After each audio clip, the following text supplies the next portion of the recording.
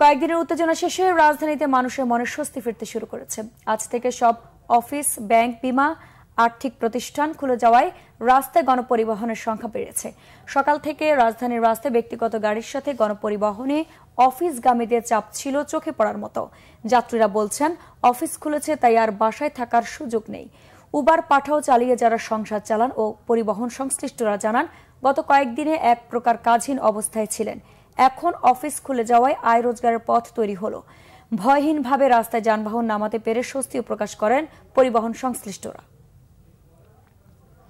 কয়দিন অস্থিরতার জন্য বের হতে পারিনি, আমরা গরিব মানুষ ইনকাম করতে পারিনি। আজকে আশা ভরসা নিয়ে বের হয়েছি। এখন আর কোনো ওই আগের মতো আর ভয় বাত্রি কোনো কিছু নাই, সব ঠিকঠাক আছে। এই যে আমরা রাস্তা বেরিয়েছি, এখন আমরা ইনশাল্লাহ কাজে যাইতেছি। আমাদের মতো কর্মজীবীর জন্য খোলাই তো ভালো, বন্ধ তো আর ভালো না। এখন তো স্কুল কলেজ সব কিছু, মার্কেট, অফিস যা আছে সবাই খুলবে। মনের ভিতরে একটা আনন্দ আছে যে একটু ভালো বাজারঘাট করতে পারবো।